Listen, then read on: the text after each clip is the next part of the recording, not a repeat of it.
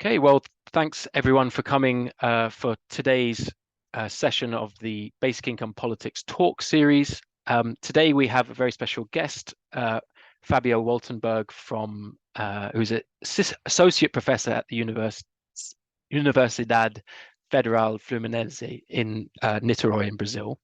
And today he's going to talk about Maricá's citizens' basic income, which is an unconditional cash transfer paid in a municipal digital currency. Thank you very much, Fabio.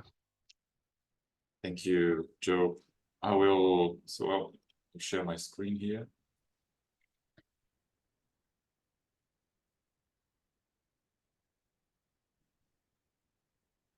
As you can see it. Yes, perfect. Okay.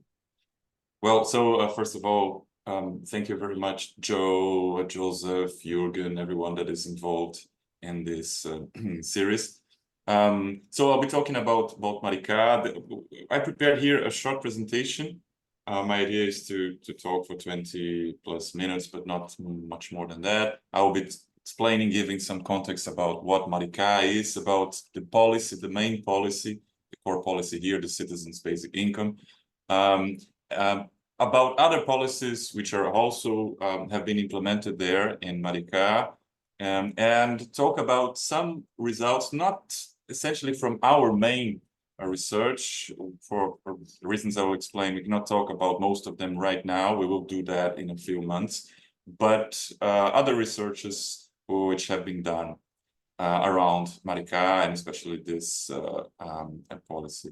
This is teamwork, so I wrote here my name, but also plus team, because not only the slides were prepared first by undergraduate students helping me with Canvas, as I told before, but also because it is indeed a group work, a team work, and some of the people of the team are here, and they're more prepared than I am to answer questions about some specific topics, right?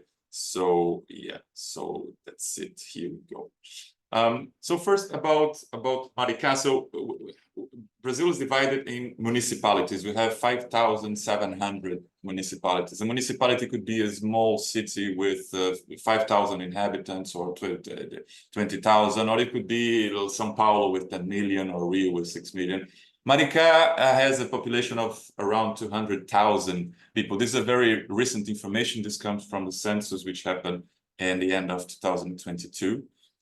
So it's quite big for Brazilian standards, right? I guess for European standards, for example, it would be considered like I don't know, middle-sized city and so on.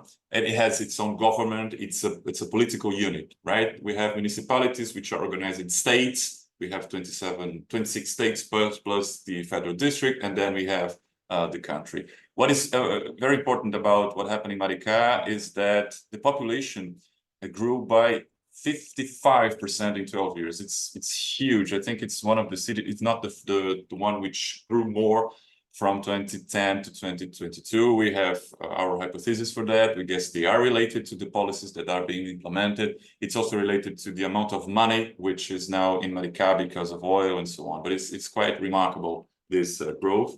In terms of, well, I brought here this Human Development Index, which is a rough indication of you all know that, about the level of development of a country or a city. So there is this calculation which was made in 2010 using the census data. It's not available, the more recent one, but so the Human Development Index of Maricá is not very different from that of Brazil. So this is interesting because it could be said it is a typical Brazilian city, right? It's not like, I don't know, Niterói, for example, where Fabienne is right now, and Andrea has a Human Development Index which is close to that of Norway or something like that. And you have cities in the northeast of Brazil, in rural areas in which we have situations which are very, very close to extremely poor countries, right? So it's somehow a typical city in Brazil. There's this picture here with the flag of Maricá, the Brazilian flag, and the flag of the state of Rio. This is the road we take to get there.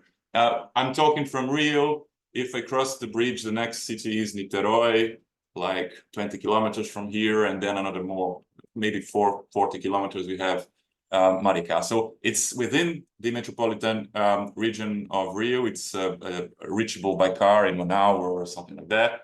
But it's not many people know this city in Brazil. If I go back to São Paulo, where I was born, I was raised, and I talk about Maricá, people don't know about it. Now they've been hearing about this policy, but it's not some very famous city for any other reason except from the story we're going to tell here. And the economy is booming, so we have this. It was everywhere in the news. The municipality with the largest increase in national GDP share from 2020 to 2021. So in the middle of the pandemic, when everything was going very badly, we had a huge recession and so on. The GDP going down by 4%, I guess, that year in Brazil, and still Maricá was increasing its share. So there's a lot going on, right? One of the reasons for that, or not the main reason, I'll argue that there is some political importance here. Is not only the fact that it's loaded with money from oil, right? But it's true that there's a lot of money from oil. Something between 70% or 80% of the municipal budget comes from oil revenues, from what we call royalties here, and special participations.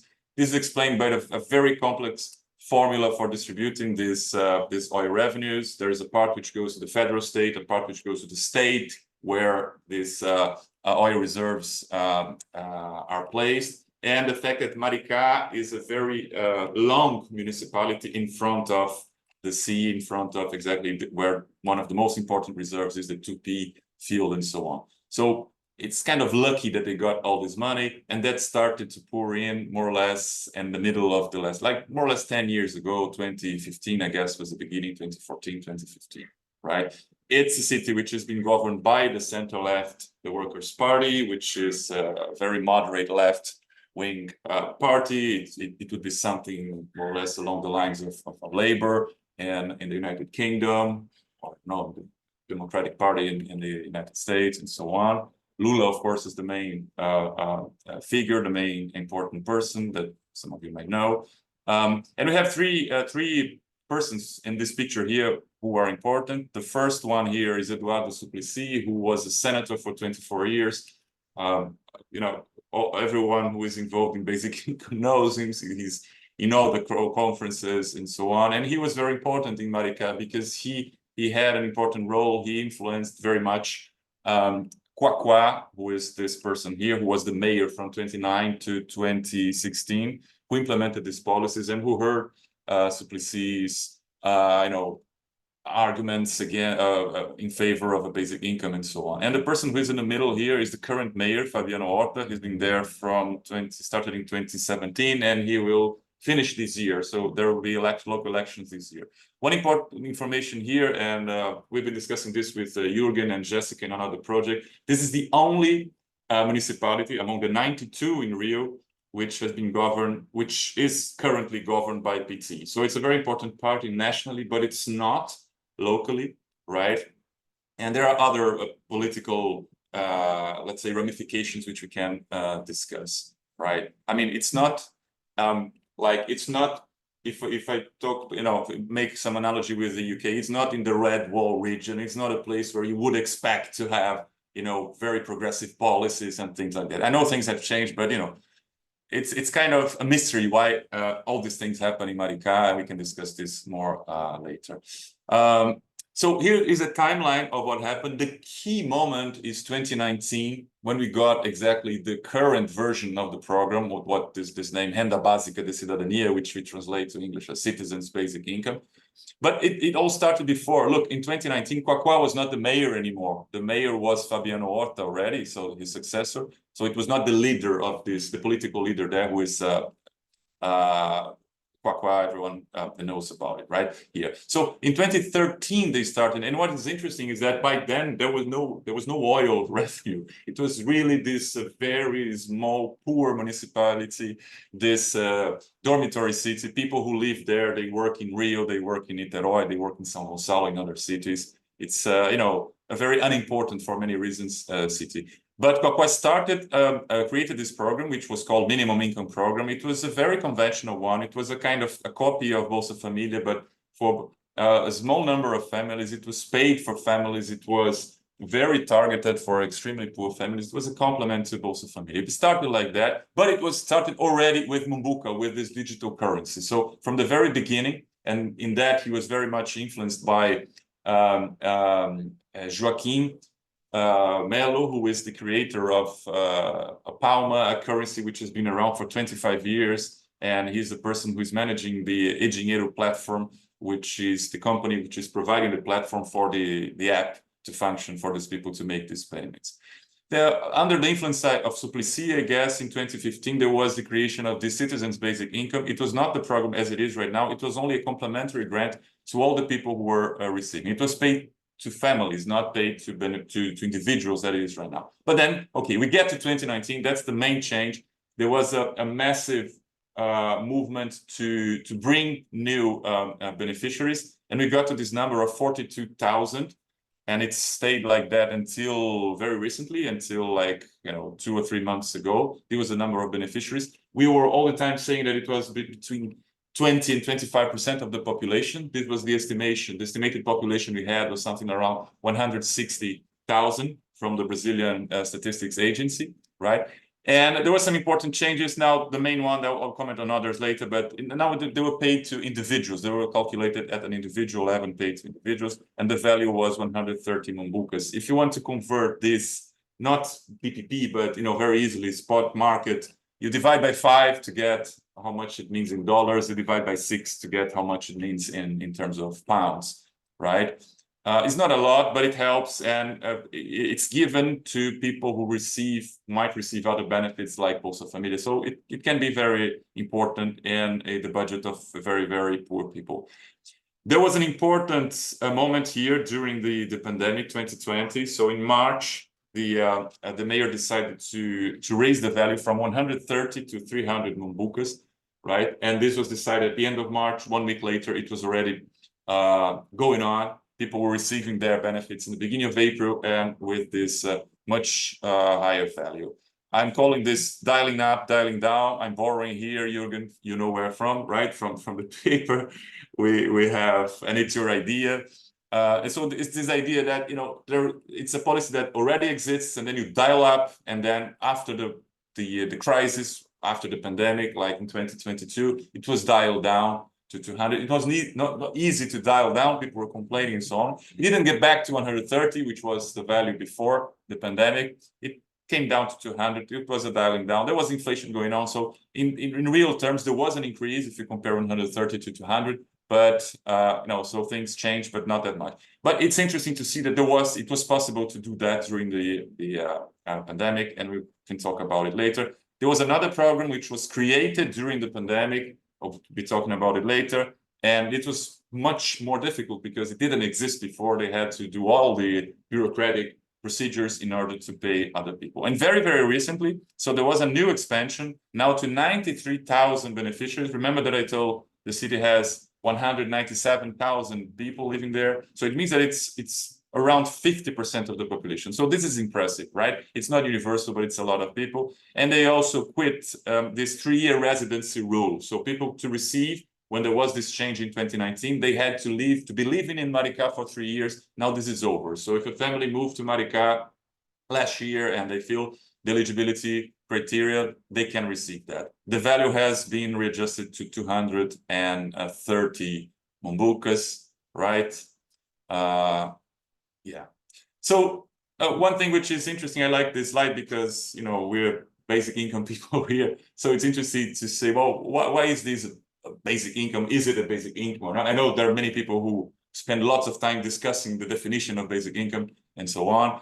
But there are some interesting characteristics, right? It's paid in cash, right? It's not like kind of a bundle of goods, or it's not a service. It's paid in cash. So in that sense, it gives people the freedom to spend as they wish. There is a restriction due to the fact that it's paid in mumbuca, and this mumbuca can only be spent in the city of Maricá.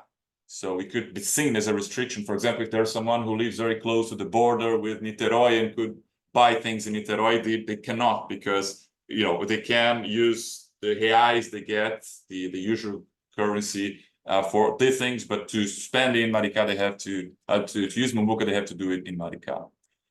It's regular, right? It's monthly, as most things in Brazil. We measure I think in the UK, sometimes people talk about how many pounds per week, things like that. Everything is monthly in Brazil. If you ask, what is your wage? You'll not say, like in the US, my wage is like what I get through the whole year. We talk about monthly. Our measure here of time is that. So it's paid every month.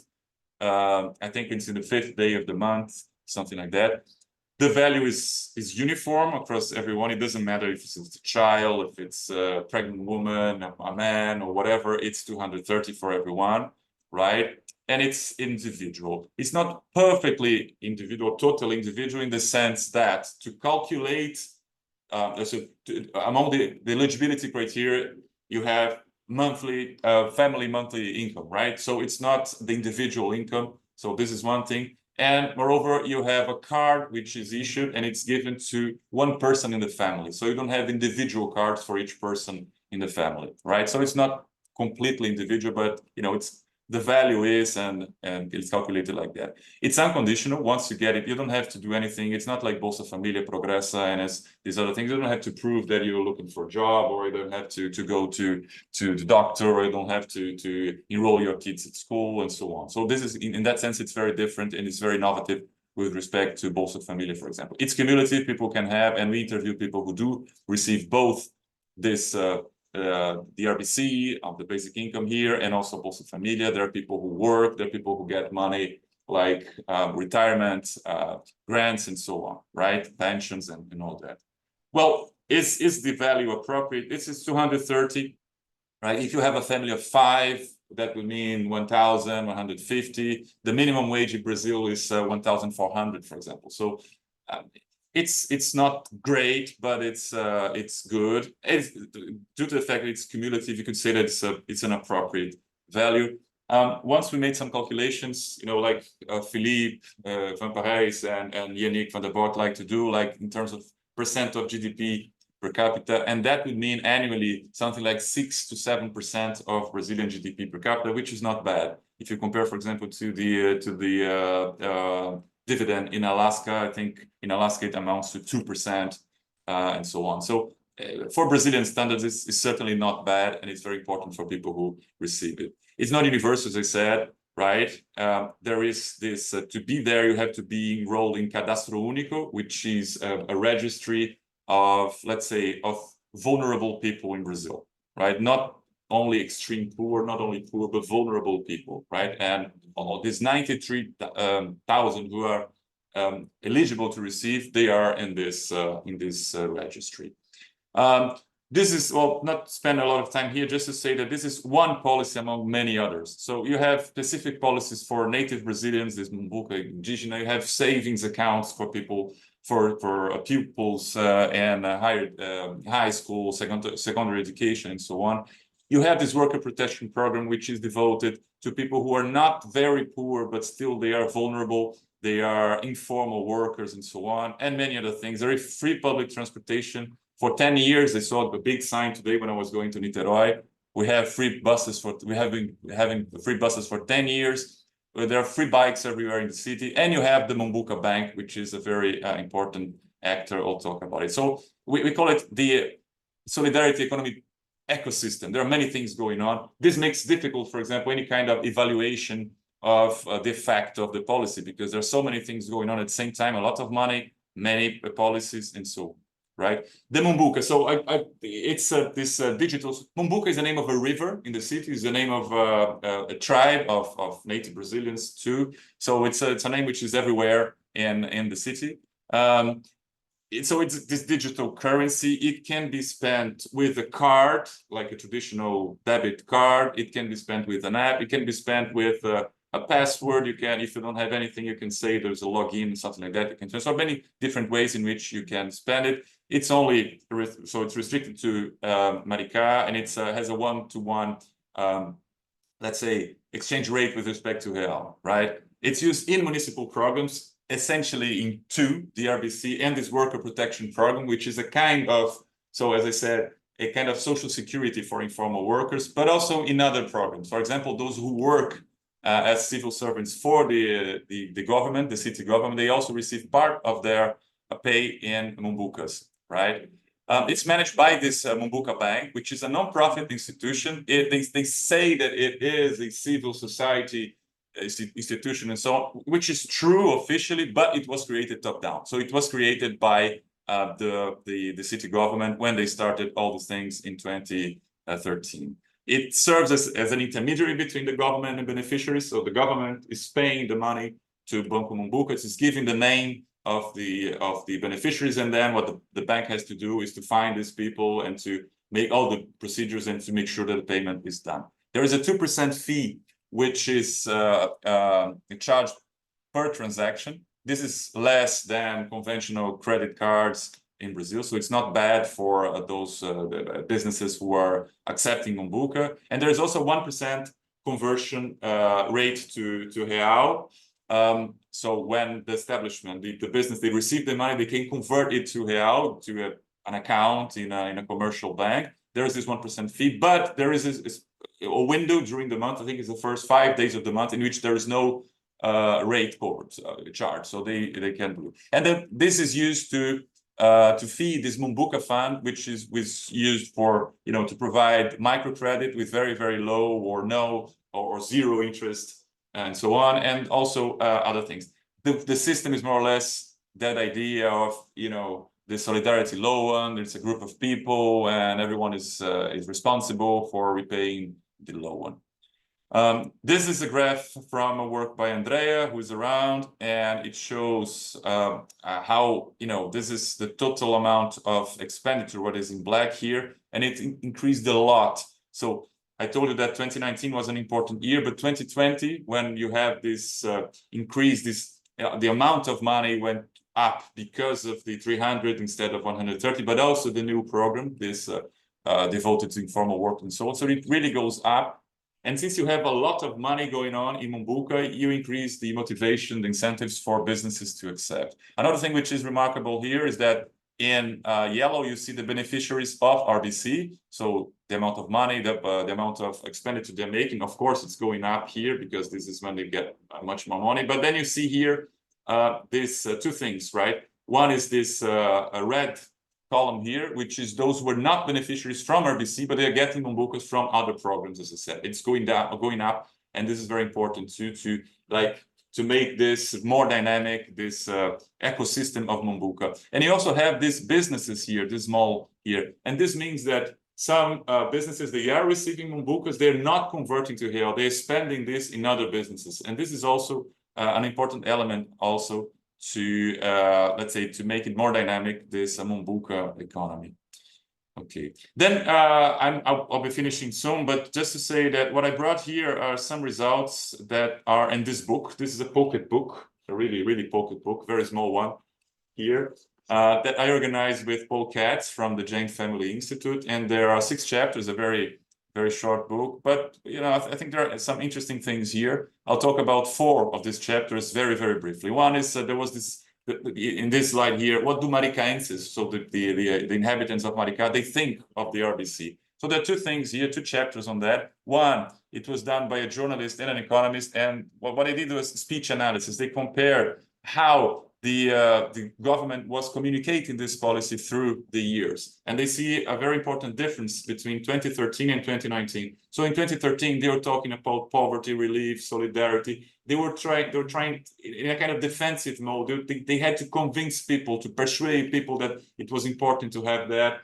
The language was much closer to this idea of solidarity economy, to the ideas of Paul Singer, who was a very important person in that in Brazil and so on. And in 2019, when they change, when they start this let's say the current version of the RBC, it's different.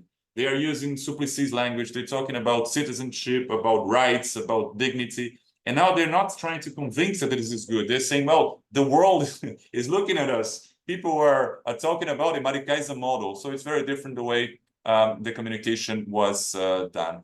And the other one here is this work done by Fernando and Jessica, who are in our team. And they did this sentiment analysis. What they did is they went through something like 5,000 mentions of the policy on Facebook in this period from January to June. And they saw, the most important thing here is they saw this big difference before the pandemic. So from January to March, people were complaining like, a typical right wing or a typical common sense critique to this program. Well, this is too generous. People are getting too much money. They will be lazy, and they're spending this with stupid things, and they will be drinking and so on. And then the pandemic comes, and then there is this huge change in everything, and the change and the focus now is on exclusion errors. So they're saying, well, more people should be in. They should be getting more. This is not enough for those who cannot work. So it's very interesting. They categorize all the kinds of critiques that I made, but it's, we can obviously relate that to all this discussion about universality and targeting and so on. So they're very important, very interesting chapters. And two others here. We have 2 chapters on impacts. We are very careful. The authors are very careful about that. It's preliminary. It's difficult to isolate the impact of RBC and so on. They're more talking about an overall impact of the policies and so on.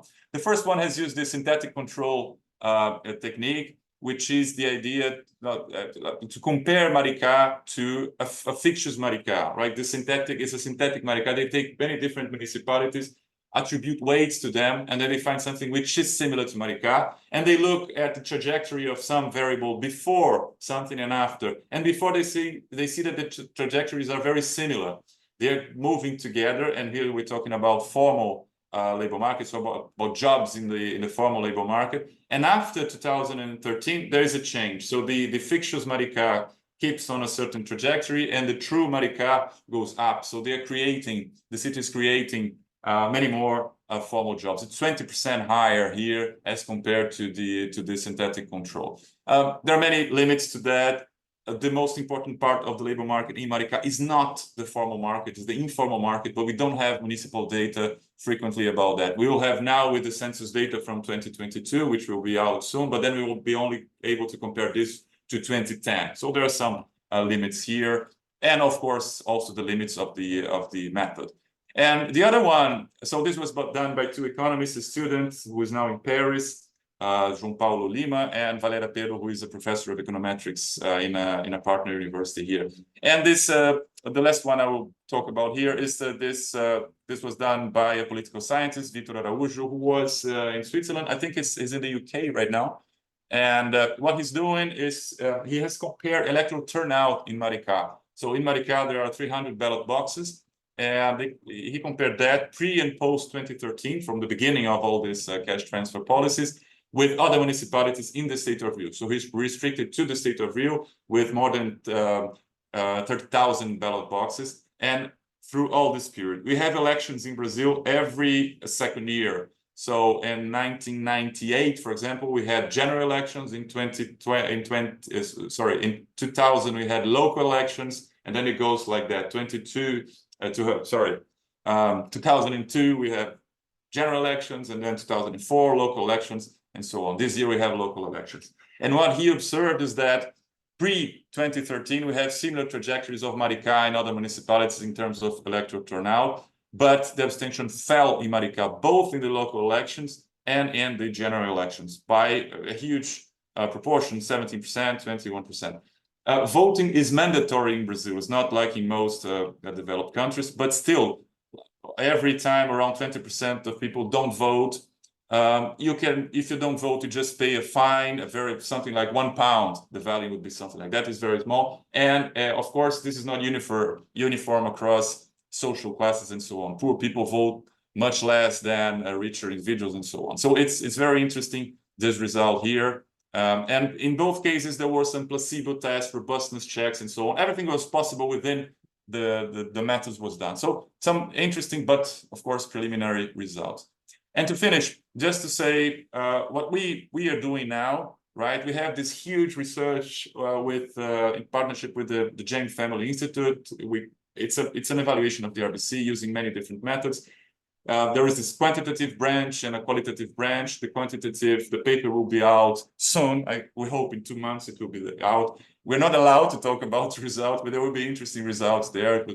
There was a survey with 5,000 individuals. We used a matching procedure. Is not something great in terms of econometrics because it's not possible to do something different. There was not a randomized control trial and so on, but I think we have some interesting insightful results. The qualitative part, we are more advanced. We have 3 papers planned, and one is ready. Maybe Fernando and Jessica, if they are there, they could comment, or they could come back here to this series and present the results in another moment. There are some interesting things about stigma and about other things.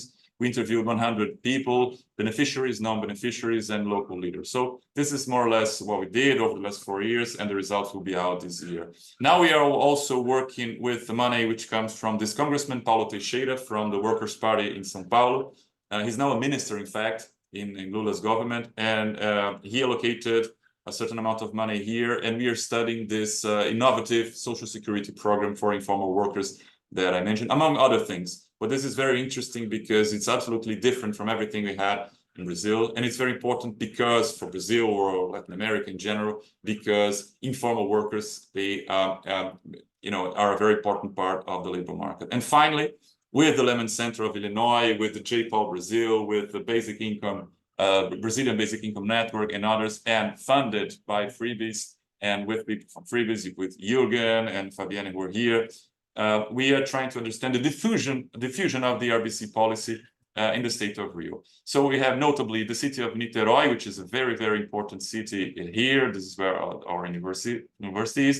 They kind of, they mimicked what happened in Maricá with some differences. In terms of the number of individuals, it's really huge. It's reaching possibly around 100,000 individuals, but it's more conventional. It's a family, paid to families and so on, and that covers 20% of the population of Niterói, which is a much larger city than Maricá. There's a kind of competition between the two cities. In the revision now, Maricá have incorporated some of the features of Niterói, and they're trying to do the best all the time. And these are the most important ones. But then there are more than 10 cities which have adopted some kind of policy copying here, and this is very interesting. We have some people in our team studying here, and this is we'll try to understand in this. Yeah, so that's it. My 20 minutes became 30. I miscalculated here. I guess it was not too much. We do have some publications in English, not many, but we do have some, right? And we have also one in French for those who are interested. We're talking about that. So if someone would like to receive them, we could send, and of course we have many things in Portuguese. All of them are. We have the book, of course, that we plan to translate to English and together with the GFI, the Jane Family Institute. But if you're interested in something, you can email me, and that's it. Thank you. Amazing. Absolute brilliant whistle-stop tour of everything that's going on in Maricá. Thanks so much, Fabio, for that. I've got quite a lot of specific questions to ask, but I kind of want to start with, if you like, maybe two broader questions, and then I'll open up to see if anyone else has any questions. So the questions I kind of had about it was the politics and the sustainability of it. I guess sustainability, thinking mostly about the economics. Those were the two things that were kind of really coming out at me whilst you were presenting. And then your final slide, in a sense, the kind of diffusion of the policy allows an entry into answering both of those, because I guess if Maricá is the only municipality which is from the Workers' Party, all of the others must be right-wing governments that are introducing this policy. So I guess for the diffusion, the first point is how are right-wing governments kind of really embracing this? And the second one is, do all of those governments also have oil revenues? And if they don't, which I assume not all of them do, how are they funding it? And so does that point to the fact that actually this is more sustainable than it may sound when you say that 75% of the revenues come from oil, which kind of sounds a bit like this is a bubble waiting to burst. So those were my two kind of big questions. Yeah, great questions. Okay, so they are well aware that there is a sustainability problem. First of all, because oil, will finish at some point. I think there is another 10 years or 15 years in which they will get still a lot of money from oil, but then it's over. So there are two main things they're trying to do. One is they're trying to change like the structure of the economy there. They're trying to attract universities, companies. There will be, they're investing in tourism. They're trying. There is an important hospital, an airport, which was a reform there. So they're trying to make it a kind of a hub for this east part of the state of Rio. So this is something that they have in mind. There is this Secretary of Development, which is very active and is very innovative and so on. But of course, these things are not easy to do in a short run. You have the competition of Niterói and Rio just beside. There are no natural, let's say, touristic or natural attractions in Maricá, which are great. So tourism is not that easy. They're talking about harbor, right? Porto, no? Harbor. Yeah, and but then you have ecological issues and so on. So it's not easy. This is one thing to change the structure and so on. The other thing they're doing is that they have a sovereign fund. So there is this municipal sovereign fund, which has, I think, they are approaching something like 2 billion reais, which is quite an important amount of money. But the idea would be of some people to use this, to make it a permanent policy, at least for, if not universal, at least for part of the population and so on. So they have this in mind.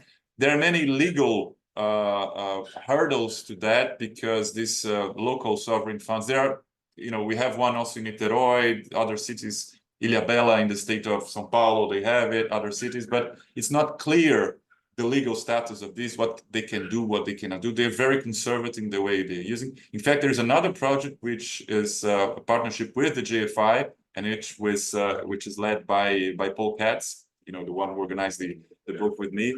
And they are studying these sovereign funds in Brazil because this is something very, very interesting too. So they are aware of the problems. One of the answers they give is that, well, yes, but other municipalities in Brazil, they had the same kind of influx of oil and they did nothing intelligent. Like, they were building stupid things or spending money with, I'm not only talking about corruption, I'm talking about just, bad policy choices and so on. And they say, well, we're investing in people. We build this.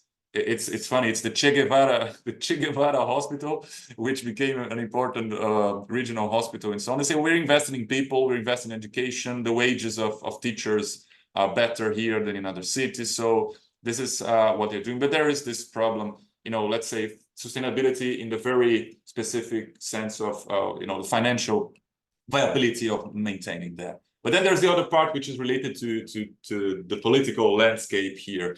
We have cities like Niterói is governed by a coalition of center-left parties too. The current mayor, he was from the Workers' Party. When there was this big crisis, when Lula was arrested and so on, he realized that if he stayed in the PT, in the Workers' Party, he would not be reelected. So he moved to another party. And now he is in this as a PDT, which is, we have many parties in Brazil. It's not like, 2 or 3 as in most countries, or 6. Now we have like 15 or 20, but there is a coalition and they are very close to Maricá's government. So they are aligned. Niterói, this is true. So you could see that a kind of, a very strong group of municipalities which have that. They almost won, or the left almost won São Gonçalo, which is the second largest city in Rio, and it's also neighboring. It was something like 51-49%. Far-right Bolsonarista won the elections by 51-49, but there is some force here. But in other smaller municipalities, you have this thing which is kind of moderate right-wing. It's not absolutely crazy people like Bolsonaro and so on, moderate right-wing. But they see the benefits of this and they hear their voters talking about it because everyone knows what's going on in Maricá. So the funniest story is about someone who was in the opposition party in Maricá. And then this person, he saw it was impossible to be the opposition in Maricá. In the last elections, the mayor got 87% of the votes. So he said, well, it's, I'm not staying here. It's a cul-de-sac. I'm not, it's useless. I'm not staying here. So he moved to another city, and now he's the mayor of another city. And his main platform was, I'm going to bring to this city everything that we had in Maricá. So it was kind of opportunistic, and he's bringing in. But they don't have oil, right? Niterói has oil a lot. Maricá has oil. There are other cities that have, like, for example, Saquarema, which is on the north of Maricá. They do have oil, but others don't. So then what they have, it's something which is very small. They're benefiting like 5,000 people. It's very targeted. It's much closer to a conventional cash transfer scheme, like this conditional cash transfers and so on. So they are adapting that. But for example, the buses, the free buses, they are spreading through to these different cities, the free bikes and so on. So maybe not the RBC, but other policies they are also spreading. And the final thing I'll say about that, essentially through the work of Leandro, who is an aide to Eduardo Suplicy. He's been working with Suplicy for many years. He's the one who connected me with the GFI, who is responsible for many of the connections of people here. And he's the president of the Brazilian Basic Income Network. He pushed together with other associations some changes to the new Bolsa Família. So Bolsonaro changed the name from Bolsa Família to Auxílio Brasil because he didn't want this to be identified with the Workers' Party and so on. But then when Lula got back to office, it changed again. And there's a new version. There's more money. There's more. It's a much more generous program.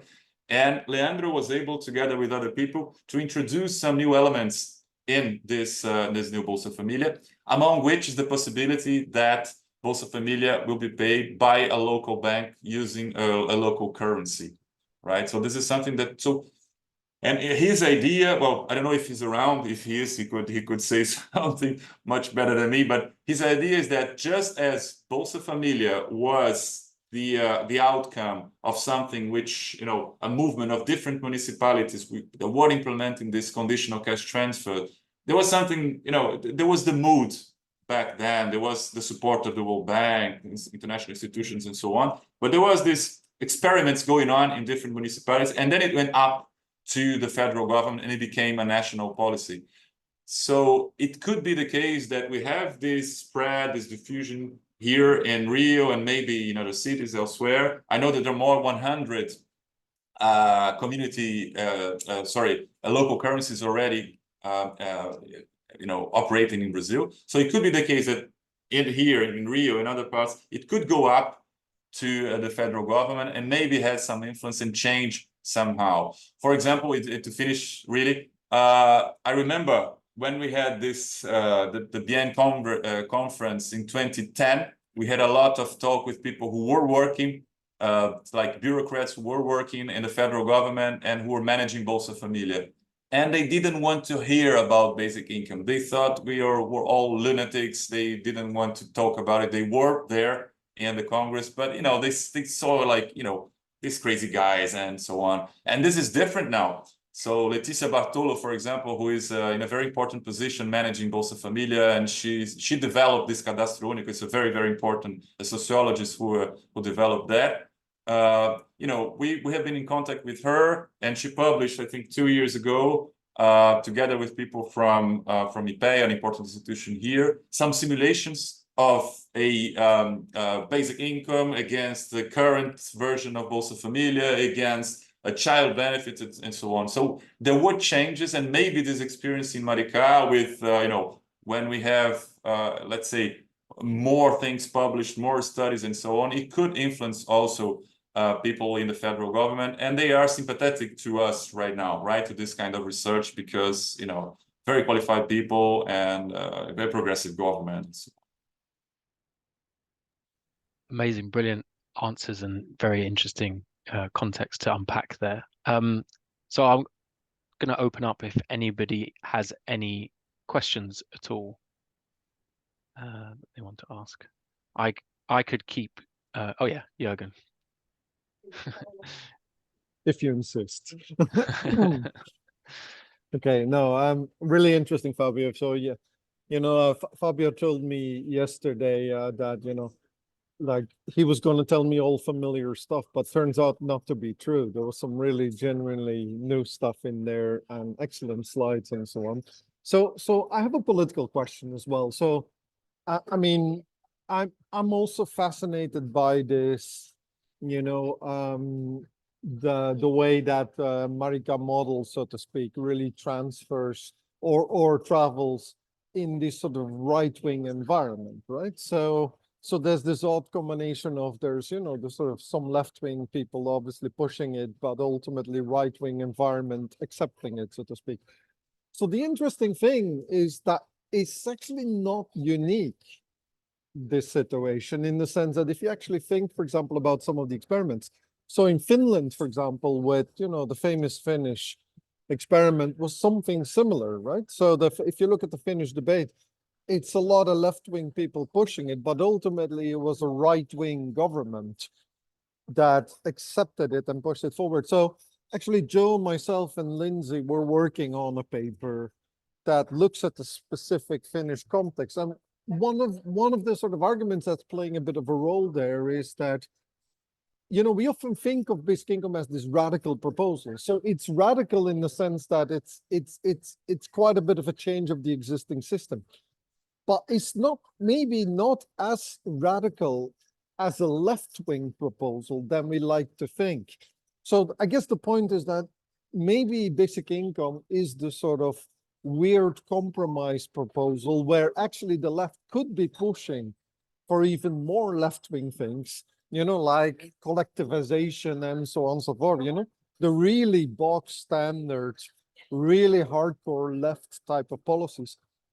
And then suddenly basic income actually becomes a compromise proposal of some sort, right? It's a lot more appealing to people on the right than, you know, than the really kind of big kind of state-involved projects that some people on the left are proposing. So that's kind of a little bit of the story that we see maybe in Europe. And I'm kind of wondering, do you see something similar in Brazil at all? Or is that really a very, very different kind of mix of? Yeah. No, great. Yeah, look, it was interesting because we had this the Workers' Party governed Brazil from 2003 until 2016, right? And then there was this impeachment, and there came Temer, who was a moderate right-wing politician who lost the elections then in 2018 to Bolsonaro, the far right, and so on. And then Bolsonaro came, and he has been criticizing Bolsa Familia for years, and along the usual terms, these lazy people, you know, you have to teach them how to fish. You should not give the fish, and these kind of things, and they are all lazy, and it's too much, and it's too generous, and so on. So he gets into office, and then after a while we have the pandemic, and there is this huge pressure from civil society to pay something because many people were not working. You know all the story, and it succeeded. And there was this. So the average value of benefit of Bolsa Familia was 190 before the pandemic per family, 190 reais, and then so the Congress, and with approval of the executive branch, got this special emergency benefit of 600 per family, or 1,200, so 2 times 600 for solo mothers, right? You know, how to say that, the single mothers, right? And so this set a new threshold. Now people don't talk anymore about 190. It's all the time the 600 became a kind of a benchmark. And it happened during Bolsonaro's government, during the pandemic. And it was very important for many people, and it was very important for the economy. There were some projections that not only that, but other measures, that our GDP would go down by 10%, 11%. There were some projections, and finally it went down by 4%, which is not bad. It was it was very good. His popularity increased among people, poor people, who make the basis of Lula Workers' Party, the basis, and so on. So I think that, you know, empirically, he and his aides and the party started to see that, well, this is not bad. It was feasible because of this special circumstance. But they say, well, this is not bad. But then after a while, in 2021, they started to dial down, using your words, Jürgen, right? To dial down, and again to increase eligibility, to make eligibility criteria more stringent, and to say that, well, this is not good, and you have to go back, and so on. Popularity went down again. So they saw that this was very important. And then came the elections, the campaign for the elections in 2022. And it became clear that he would not be reelected, essentially because of the poor people and because of the northeast of the country, right? He was ahead of Lula in most of the country, among the rich people, which is crazy. Like, you know, instructed people were voting for this far-right crazy guy, but, you know, this is a very long story.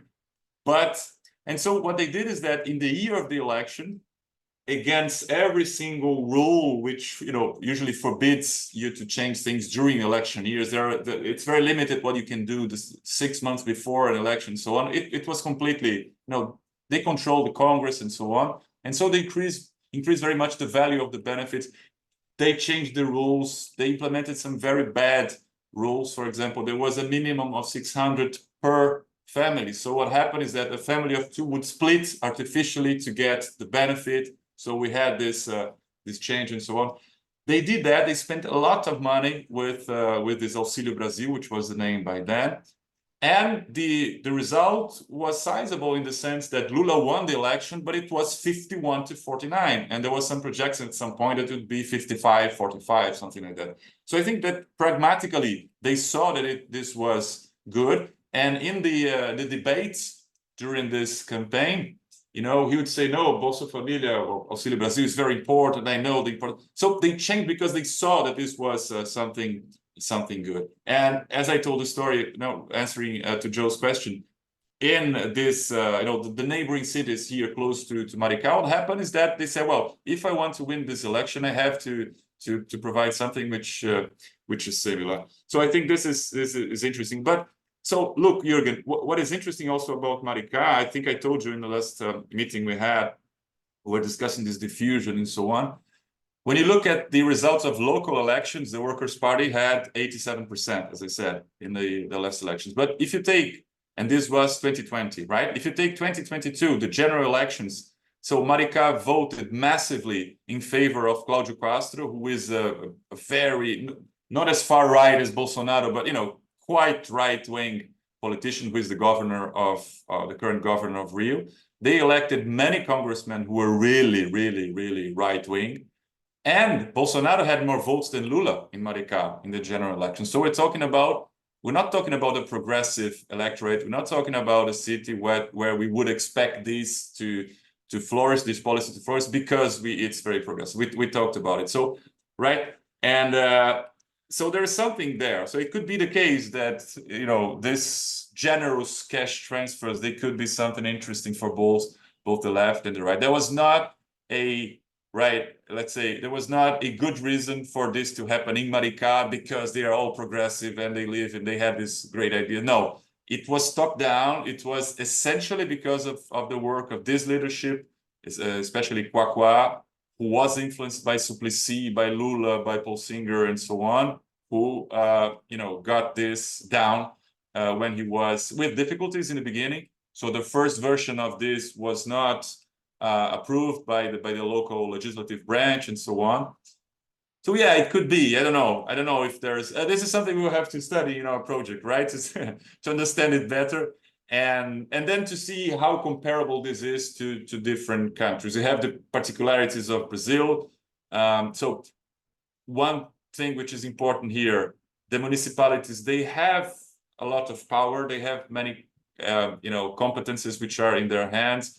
It's a federal. Brazil is a federal state, but it's a federal state incorporating both the states, the federal district where Brasilia is, and also the municipality. So, you know, you have this specific situation here, which is different from a country, I don't know, like Finland, I guess, a country where everything is centralized and so on, right? And finally, last thing I'd like to say about it, we had this very interesting and weird experience. So one was great experience. We were contacted by the government of Niterói, and we advised them on framing their cash transfer policy, this basic income policy they have. They didn't accept everything we suggested. Of course, there was a group of experts and so on, but you know, I think that we were Leandro, Fernando, Roberta, and I participating in that, and I guess we did a good job We had the help of Elton, who was the social assistant secretary, who was quite aligned with our thoughts and so on. And we managed to do something interesting to influence the policy there. And at the same time, we were contacted by the government of São Gonçalo, exactly this extreme right government. The name of the guy, the mayor, is Captain something. It's, it's a military persona. He has this, a tough guy and so on. But they had some, interesting, intelligent people who were working in the secretariat, and they contacted us to help them devise a policy which would be limited in time.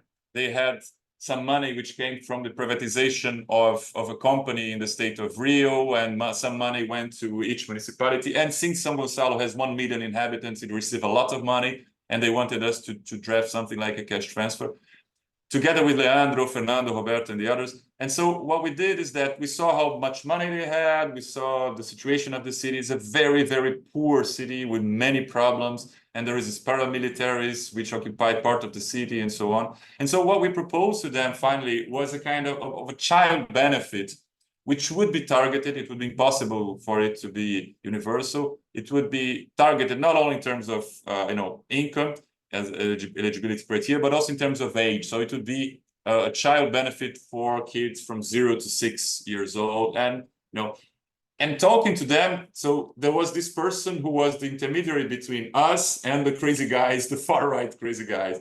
And we managed to find a way of framing this, which will be, well, this is important for the family. This will be supporting the families of Niterói. And so this corresponds to something that they can, something they can say to their right-wing electorate. Well, we are supporting families, and it's very important. We have to raise families, a traditional family, blah, blah, blah, and so on.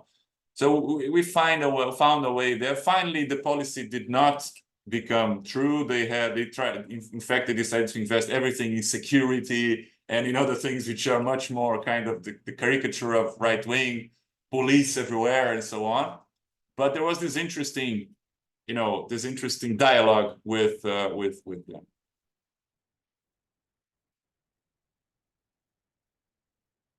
Brilliant. Jürgen, is your hand up because you wanted to follow up, or is it still left over from? Yeah, go for it. Go for it. Put it back up again. Yeah, I thought you did. Yeah. So no, this is really fascinating, and of course, I mean, the context of Brazil is so different from something like Finland, and each of the countries have their own, complexities, institutional, political, economic, historical, you name it, right? I mean, there's so many things going on, so it's always risky to boil something down, to like a couple of simplistic kind of comparison type of things. And of course, another thing is that precisely this is, the project that we're starting off with is partly to also figure out a lot of what's going on there. There's still a lot that we don't know even in Brazil. But one of the things that I find fascinating in your response is that, and again, it's a massive simplification, but it's almost like as if in Finland, the success of basic income, even just as a pilot, and of course, in the meantime, that's all gone to shit, so to speak, in one way or another. But the success of that is very, very much due to being able to reframe basic income as a non-progressive proposal. So there was an active, and people like Johanna Perkiö, for example, who did her PhD on this a few years ago. She looked at, political debates for 30 years in Finland, and you can see the framing changing for things like rights and equality and so on, to basically becoming something very pragmatic about, finding a different way for incentivizing people to participate, stuff like that. So suddenly basic income stops being a progressive policy, effectively, at which point it becomes attractive for conservative government, right? It seems to me in Brazil, the dynamic is slightly different in the sense that there's a clear push to retain the progressive character of basic income. But in some sense, conservative politicians just being very, very pragmatic and strategic about it and saying that, look, this is just the sort of thing that's going to kill us if we fight it. Like this is, So and of course, very, very separately then, the Finnish thing, of course, happened before the pandemic, you guys were, it was building up, but the big changes are very much around the pandemic stuff, right? Both in terms of Maricá expansion and in terms of expansion across the state. So, but I'm, again, abstracting from a lot of detail here. I find it a sort of an interesting, very different dynamic between what's been happening, say, in Finland and maybe even in Europe and like even across other countries. Whereas in Brazil, it's really like this is still, okay, it's a progressive policy, but somehow we, the conservative governments have to eat it up as a progressive policy, so to speak. So I don't know if that's a fair assessment, but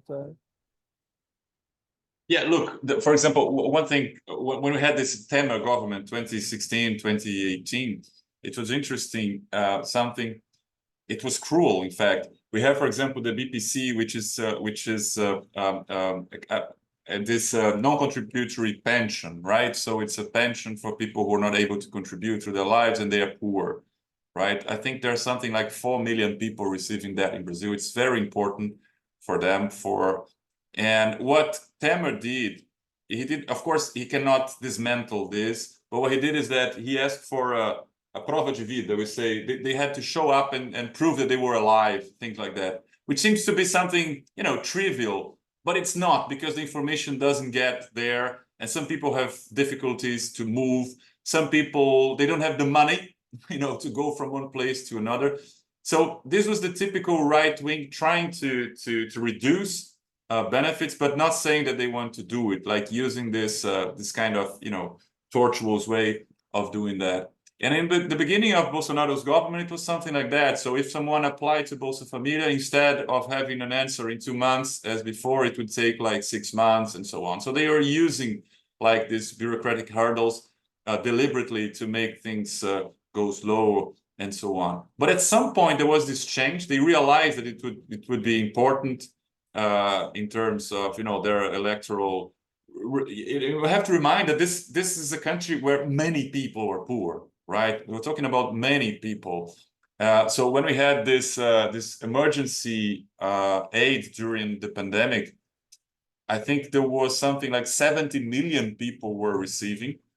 If you think that a typical family here will have like a little bit more than 2 people, we're talking about 140 million people being benefited by that in a country of 200 million. So it's a lot. So it's impossible here to do something which is detrimental to the very poor. You can be elected a congressman, right? But you cannot be elected for this majority offices if you don't have something for the poor. So I think this is something very important here too.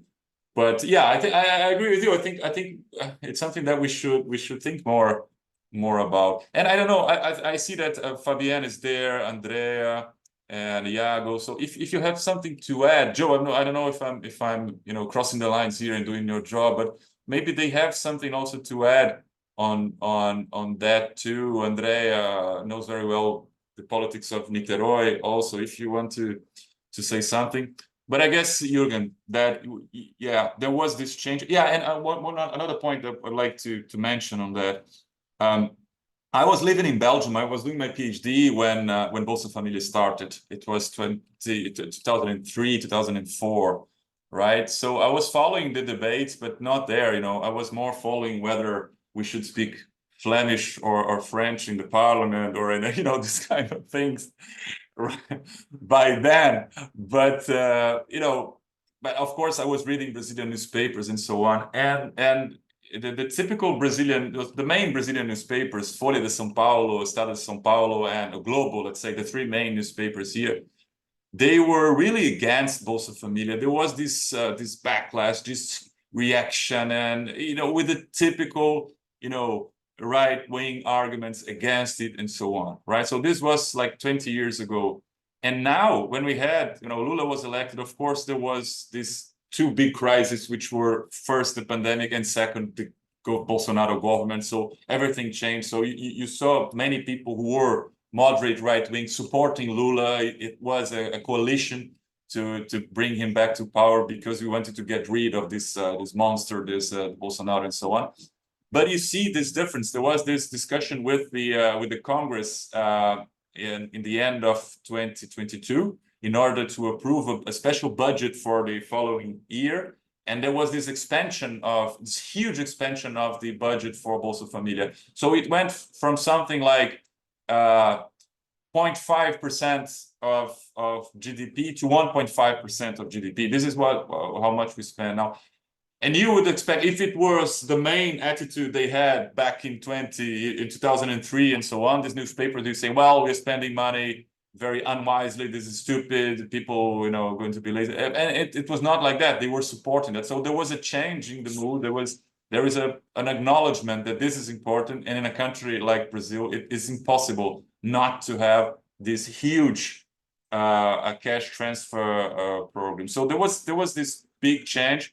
And I'm sure that at some point, I guess that we will have a moderate right-wing government at some point when Bolsonaro is finished, and the right becomes kind of rational, minimally rational again, and normal again. At some point, we will probably have a kind of a moderate right-wing. And I don't think they will be trying to dismantle Bolsa Familia and so on, not like that. We have some ministers in Lula's government who are moderate right-wing government. It's a coalition government. We have, for example, Simone Tebet, who was a candidate in the former elections. And if she was to be president one day, she's a very gifted politician. If she was to become president, I don't think she would dismantle that. So there was a change in the attitude here. And I guess some people say that I'm too optimistic, that my reading is, I think that everything is going well and so on. But for me, it's clear that there was a change. So 30 years ago, we had a military rule in Brazil. Then we had this very progressive constitution in 1988. And then we had this change, the Lula's government, all this, and the attitude changed, and the mood is different, the culture is different, and people accept. So I think there's something there. And this is, if Leandro is right, and he's more optimistic than I am, not as much as Suplicy, but he's quite optimistic. He thinks that this experience of Maricá and Niterói, and possibly also the other municipalities, it will have an impact on more national policies and possibly in other countries too, regardless of what. And he's great. He's very gifted in that, Leandro, and talking to right wing. He was able to talk to Bolsonaristas on that. I don't know how he does it, but he was, right. So, yeah, that's it. Yeah. A lot of medication, I imagine, but yeah. I don't know if there was anyone from your team who wanted to say something then in addition. I don't know, Andrea. Would you like to say something, Andrea? No, I think it's pretty much covered. I think to support what you said about Bolsa Familia gaining a new perspective, I think we went from the Auxílio Brasil, where Bolsonaro changed Bolsa Familia slightly, and now it's back to Bolsa Familia again. So I think it's another evidence that it's a very consolidated policy that influences other policies like Maricá's municipally and in other cities as well, and supports this idea behind basic income, and if I'm not being too optimistic too, which is considered by Suplicy the first step to a universal basic income in Brazil. So I think that about sums it up. Brilliant. I actually, if I can sort of seize the questioning to go down a slightly different route. I mean, this has all been really fascinating stuff, but just a couple of clarification points about the actual program. So the two kind of obvious ones are the convertibility of the local currency. So in a sense, like how far it goes. So I get that, more and more businesses are accepting it, but presumably you can't use it for things like rent, or usually you can't use it for things like rent, but it's mostly for shops and that kind of thing, I guess, right? So that was kind of how can this local currency be used, I guess, is the first question. And the second one is about the vulnerability registry, and in a sense the withdrawal of the like at what point do you stop receiving this benefit? It seems to me the way you explained it is that there isn't actually a withdrawal rate, but I guess, just a cliff edge, right? That at some point maybe you stop being vulnerable and you just don't get access to this benefit anymore. So yeah, what's the kind of the transition from being on this registry or not, and determining your access? So access to the benefit and the convertibility of the currency. Those are just the two kind of key questions. Yeah, so I'll answer the second one, and I will ask Andrea to assist me and answer the first one. She'll do it much better than I could do it. So on this registry, what happens is that this was created 20 years ago in order to have a kind of national registry of vulnerable people, which was first used with Bolsa Família, was the main use. And now it's used, I don't know by how many programs, 30, 50 programs, not only by the federal government, but by the states and by municipalities as well. This is, I think it's very wise for Maricá. They don't have to, first, it's less expensive. You don't have to create this, your own registry. You just use something that already exists. And moreover, this is consolidated. People respect, people accept. So if you are in Cadastro Único, you know that you are a vulnerable person. They don't have to convince. And if there is a problem, if there is a fraud, for example, there is a person who is there, who is rich and shouldn't be, this will not be associated with the municipality of Maricá because they're trying to benefit someone. This is a problem in this a registry, which is run nationally, of course, with the support of all the municipalities, but it's managed nationally. So I think it's interesting for them to use, and in Maricá, in Niterói as well, they are using it.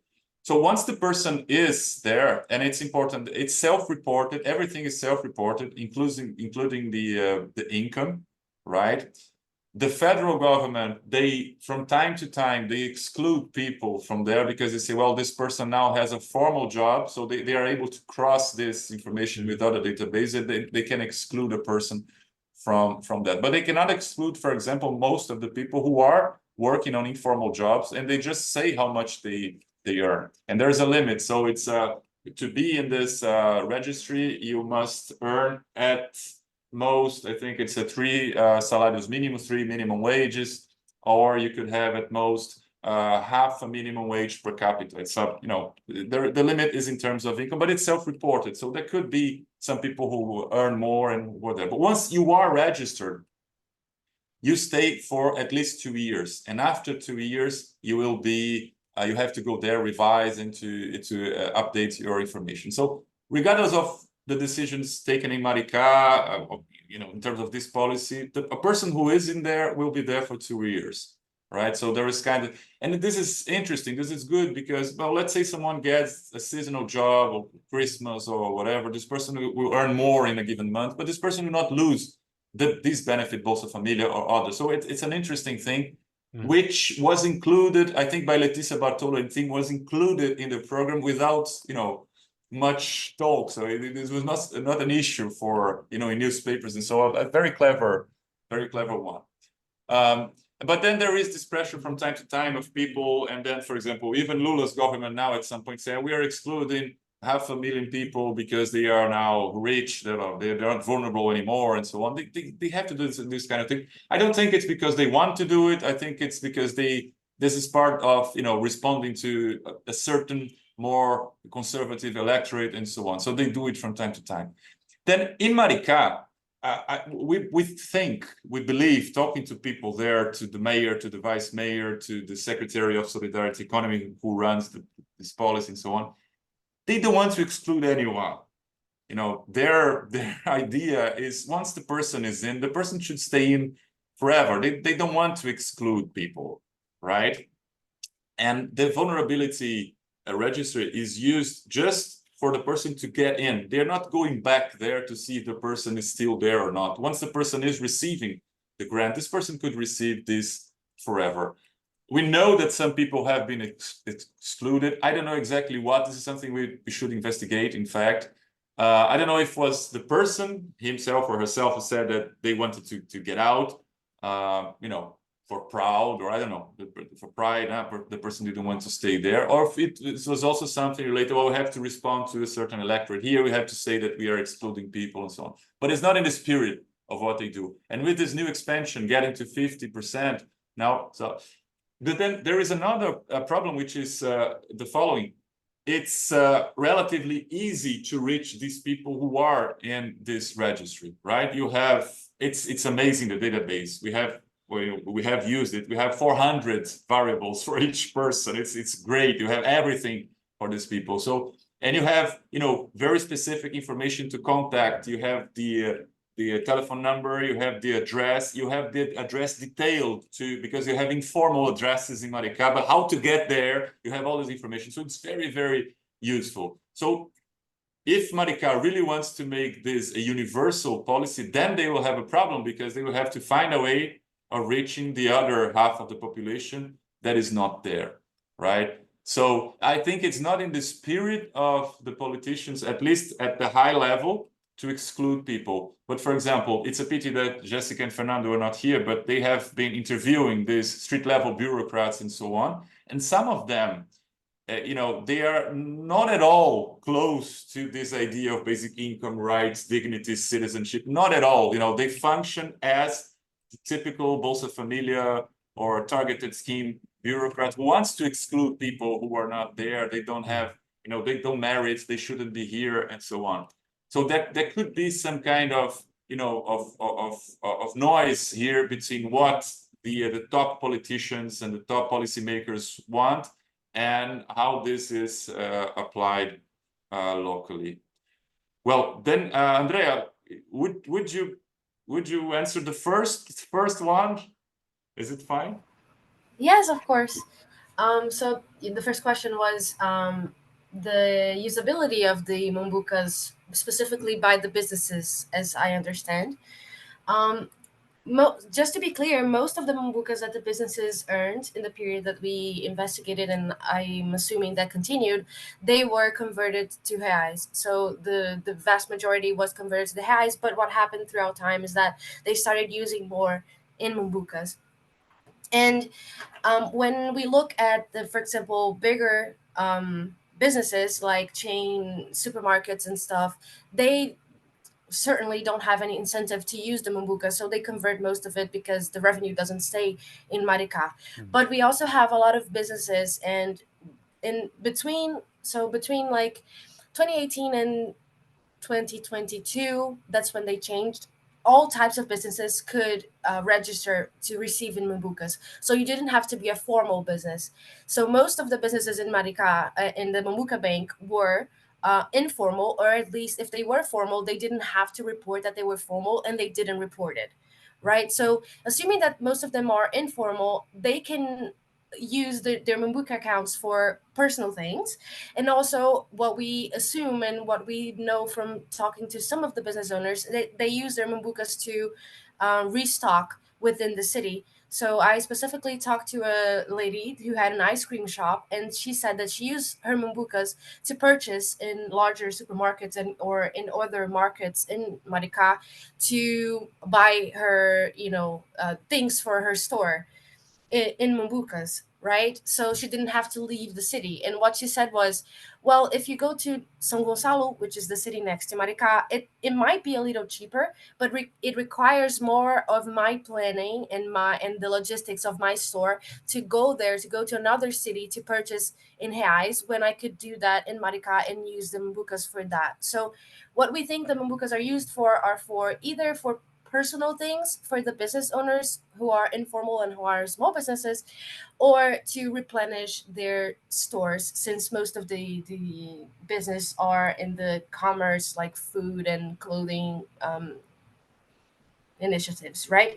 But within the platform, they can also use their mumbucas to pay for bills. When they pay for bills, of course, it doesn't the resource doesn't stay in mumbucas, but it's just a way where they, at least in their head, they're spending in mumbuca, right? Effectively, the bills are automatically converting to reais, but it's within the same infrastructure. And I think that is an important distinction for the users, and also for the platform, in the way that the platform collects their money from the fees when people pay these bills, or when people convert mumbucas to reais. So for example, here in Brazil, a very common way to pay bills is a bill document with a barcode, and the businesses specifically, not the beneficiaries, they can use their mumbucas to pay these bills, and they could use that to pay for rent, for example, as you said. They can use that to pay their taxes, their electricity bill, and so forth. So even if that resource is not staying in mumbucas, they are being used initially with that resource in that account, at least. And I think that makes a difference for the platform and the way they collect money, as I said, but also in the mental accounting of the business owners who are using the mumbucas. That's really interesting. Do you have a sense of the, if you like, the percentage of the mumbucas which is being used in that way versus like actually being spent in the local economy? Yes, it's a lot more when they're paying these bills. The Right. thing is, a lot more than purchasing mumbucas. When we look at it, I consider the payment of the bills as a conversion of mumbucas, because it's essentially taking that currency off the circuit of the mumbuca circuit, of the mumbuca economy. But the thing is, we don't know what these bills are, so we can't know what they're being used for, right? It could be anything. It could be like credit card payment installments. It could be just paying someone else. So we don't know what they're used for, but they are highly used, even more than converting mumbucas directly. Brilliant. That's very, very informative explanation. Thank you very much. That's really, really interesting. I think we're running out of time here. I don't know if anyone had a very quick last question, if there was at all. I guess not. There, we've managed to cover a huge amount, which is kind of was always the plan with these talks, to try and really get into a good discussion, and I think we've done that today. So thanks so much to you, Fabio, for an incredible tour de force of everything that we wanted to know about, and to all of your team who have also attended today. Yeah, and hopefully we look forward to seeing, you know, when this analysis really starts to come out in full, and you can show us what the full effects are of a policy like this. We'll do that. Thank you very much. And thank you, Andrea, very much. Well, you gave a brilliant answer. Now I would not be able to say all that. Thank you very much. Thank you for, Of course, for thank being you. here. Yeah. Brilliant. Well, have a lovely rest of your day, and hope to see you all in another format at a future date. So thanks very much. Bye. See you. Bye. Cheers.